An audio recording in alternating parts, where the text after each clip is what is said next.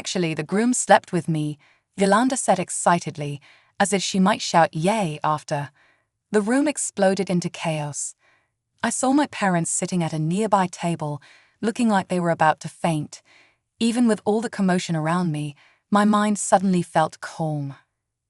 Barry slept with Yolanda? No way. That can't be true because he... My name is Melissa McCarthy. I'm a typical 28-year-old. I graduated from a decent college and now work in a clerical job at a big trading company. I'm not a failure, but I've always been average in everything. My grades were average, my sports abilities were average, and my social life was average. I didn't have any major problems, but there was nothing really special about me either. This didn't change as I got older. I try hard at work, but my performance is average, and my housekeeping skills are average too. Looking back, my childhood was pretty normal too. Typical middle class, with parents who had regular jobs. I went to college on a scholarship and am still paying it back every month. I'm not unhappy about it, and I'm really grateful to my parents for raising me. Still, my whole life has been completely ordinary. My best friend, Yolanda Foster, has had a life totally different from mine. Yolanda and I work at the same company and became friends because we were the only two women in our department when we started. We went from just being close to becoming true friends because of her personality.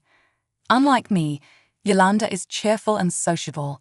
She never gets shy around people. She graduated from a prestigious university and was even a runner-up in a beauty contest. Her family is wealthy and they own a company, but she's not stuck up at all. She's confident and dates handsome guys from top companies. She's good at her job and always gets attention because of her charm. She's also considerate and proactive. She's different from me. Maybe I'm just jealous of Yolanda, even though I consider her my best friend. Thinking about how different we are always makes me feel uneasy. With a sigh, I press the enter key harder than necessary. After 5 years at the company, even though I'm not very efficient, I'm used to the work. So even when I'm lost in thought, my fingers keep typing on the keyboard. Then I feel a light tap on the back of my head. Hey Melissa, what's with the sigh? It didn't hurt, but feeling frustrated, I turned around in my chair, rubbing the back of my head. Yolanda was standing there with a rolled-up document in her hand. Yolanda, seriously, you haven't made any progress with your work. You're so inefficient. Lunch is in 30 minutes. Yolanda peeks at my desk and comments with a look of exasperation. I'm used to hearing this, but today it stings a bit. Wow, is it that late already? I need to hurry. I checked the clock in a panic and got back to work. I have to finish this by 3:00 p.m. Hey, where are we going for lunch? Oh, sorry, I don't have time for lunch today. What? You're behind on your work? Come on, let's go. The Italian place on Oak Street. Wait, but I really don't have time. Before I can finish, Yolanda is already gone, walking briskly out of the office, probably heading to the restroom. Her neatly curled chestnut hair sways behind her slim back. Several male employees stop working to watch her leave. She's so pushy. That's her spoiled side showing. I think to myself, feeling it's no wonder I complain. Yolanda's bad habit is not listening to others, but I know she means well. Maybe she's trying to cheer me up and take me out for a change of pace since I'm clearly struggling with my work. I pull myself together and focus on my work for the next 30 minutes until lunch break. Yolanda's favorite Italian restaurant is a 5-minute walk from the office. It's a stylish place with delicious food, quite different from the typical lunch spots for office ladies, fitting for someone like Yolanda. A $30 lunch, I would never come here alone. I really want a boyfriend. We're 28 already, right? It's about time to get married and leave the company. Oh, Melissa, you have a boyfriend, right? Despite her casual tone, she skillfully handles the knife and fork. I twirl some pasta around my fork, impressed by her upbringing showing through in moments like this. Yeah, I do, I reply, suddenly remembering something. Oh right, I'm getting married next month. As I continue in the same tone, Yolanda's smooth movements come to a sudden halt. What? Yolanda's surprised voice drowns out the elegant classical music playing in the background. Wait, I didn't know about that. When did this happen? Well, he just proposed last week, and I haven't had the chance to tell you yet, I explained. So, what kind of guy is your boyfriend? I don't think I've ever heard about him before, Yolanda asked, glaring at me with her eyes framed by thick lashes. Even though she says she hasn't heard about him, it's because she never listened to my stories before. I'm used to this by now, so I brush off my irritation with a sigh and start telling her about my boyfriend. He graduated from the best university in the country and works at a top company.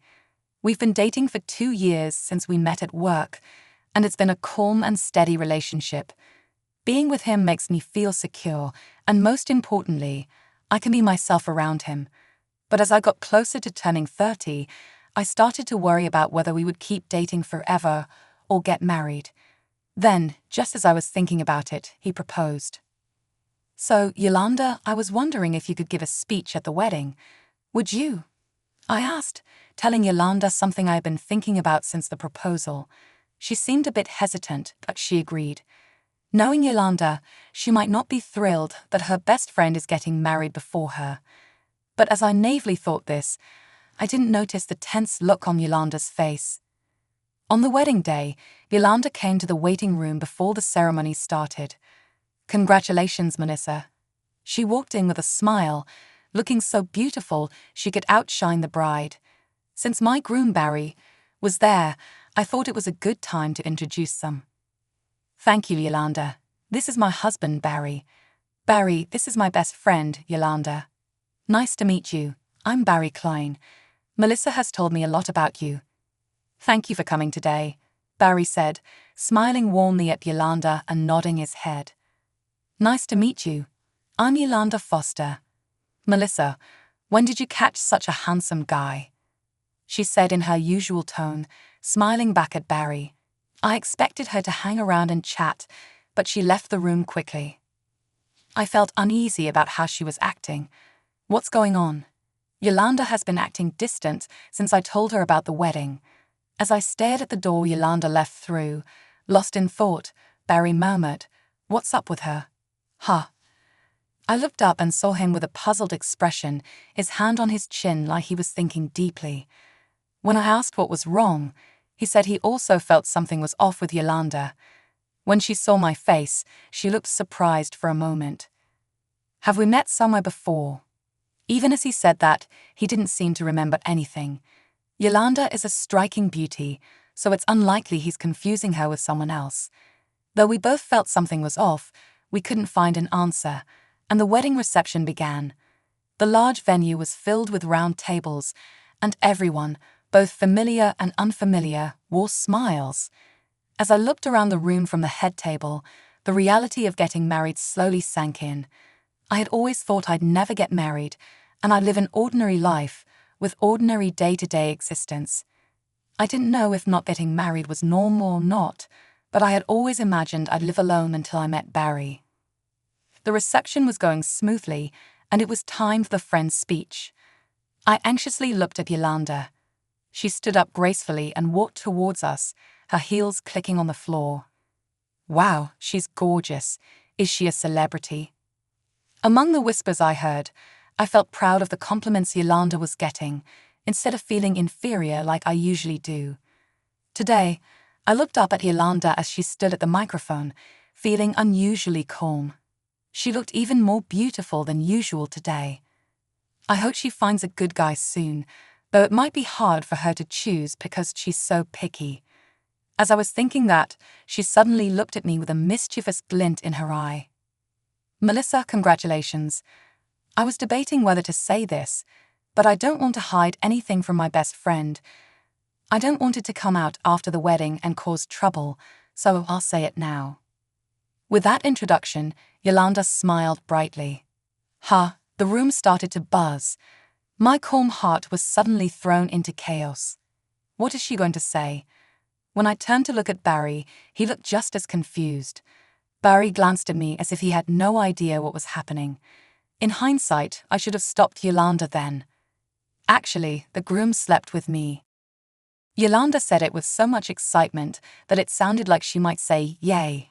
Afterward, the room went into chaos. I saw my parents at a nearby table looking like they were about to faint. Despite all the chaos around me, my mind became calm. Barry slept with Yolanda? No way. That can't be true because hey. Yolanda, what are you talking about? I asked. Sorry, you know I can't keep secrets. It's exactly what I said. We slept together, Yolanda replied. That's impossible, I said. Yolanda's beautiful face twisted into a mocking smile, and it was no longer beautiful at all. It's impossible because my husband, I'm gay, Barry said at the same time I did. The microphone picked up Yolanda's shocked voice.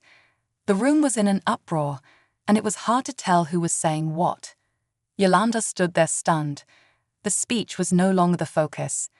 At that moment, the door swung open with a bang, and a man burst in. Barry, sorry I'm late. The man at the entrance looked exactly like the groom. Yolanda looked back and forth between the man and Barry, speechless. Glad I made it, but what's with the mood here? The man asked. The man walked toward us, puzzled by the atmosphere. As he approached, he noticed Yolanda and called out, "Hey, long time no see. What are you doing here?" He raised his hand and greeted Yolanda casually. Wait a minute. 2 Barrys? What's going on? Yolanda, who had been so confident moments ago, now sat down weakly, finally understanding the situation. I got up and walked over to Yolanda. Actually, Fred and my husband Barry are identical twins. At first glance, they look like the same person, but if you look closely, you can see their different personalities in their eyes. Barry, the older brother, has gentle eyes, while his younger brother, Fred, has a mischievous look. But unless you're close to them, it's hard to tell them apart. Unlike his brother, Fred graduated from high school and has been working part-time since. He's sociable and good at interviews, but he keeps quitting jobs and looking for new ones. Fred also has a complicated relationship with women. He often pretends to be his brother and dates multiple women, causing trouble for Barry.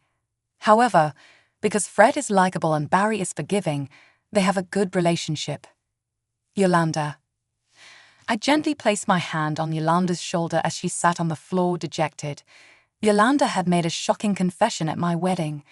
In the end, it was a misunderstanding, and she ended up embarrassing herself, but she tried to ruin my happiness. However, I didn't know what to feel towards her. After all, this was the first time I had seen her so crushed. I realized now that I had always admired Yolanda, who was full of confidence despite everything. I'm sorry for the disturbance. That was a prank planned by her and me. I'm not good at such things, and I apologize for the awkward atmosphere. Barry tried to smooth things over. The room, which had been buzzing, gradually calmed down, and I could hear people murmuring. So it was a prank. Regardless of how well he handled it, he was trying to look out for Yolanda, who had embarrassed herself in front of everyone. But it is true that I am gay, and it is also true that I love Melissa. From there, Barry spoke confidently. Yes, Barry is gay. When we got to know each other and started to grow closer, he told me himself. I was surprised and shocked, but he told me he still wanted to be with me. Despite having only been attracted to men, Barry grew to love me as a person beyond gender. It's a little different from romantic love, but he respects me deeply as a soulmate and as a person. His feelings settled into my heart. It was certainly shocking to have my previous notions overturned, but love is not only about romance. I felt a growing desire to respond to his feelings. I decided to love everything about him, his career, his good looks, his pure-hearted nature, and the fact that he sincerely faced his identity as a gay man while loving me. When Barry finished his speech, the room was filled with warm applause. Looking at my parents, I saw my father clapping hard with tears in his eyes and my mother pressing a tissue to her eyes. Dad, Mom, I'm going to be happy with him. The ceremony smoothly moved on to the entertainment portion. As I was about to ask Yolanda to return to her seat, she shook off my hand and whispered weakly, "What is this?" "This is stupid. I'm leaving." "Yolanda." She staggered to her feet and walked unsteadily toward the exit. I couldn't bring myself to follow her. On her way out, Yolanda passed by Fred, who had been sitting during Barry's speech. He called out to her. "Oh, you're leaving already? Oh, what's your name again? I forgot, but let's hang out again. I don't need a girlfriend right now, just friends." That was the final blow for Yolanda. "Oh man," she cried out like a child and dashed out of the venue. Yolanda. I called after her, but she didn't look back. Somehow the ceremony ended successfully, and Barry and I went on our honeymoon. After a long break, when I returned to work, Yolanda was gone. I heard that she had requested a transfer right after our wedding. While I felt a bit let down, I was also somewhat relieved because it would have been awkward to face her. So what happened to Yolanda after that? It seemed she was so shocked by being deceived by Fred that her flashy lifestyle completely changed. She had been manipulating men and cheating without a care, but when she was the one betrayed, she quickly developed a distrust of men. Time has passed since then, and now several years have gone by since I turned 30. Yolanda is still single and hasn't been able to get married. Furthermore, the story of her speech at my wedding spread among our colleagues, and the people who used to fawn over her became distant.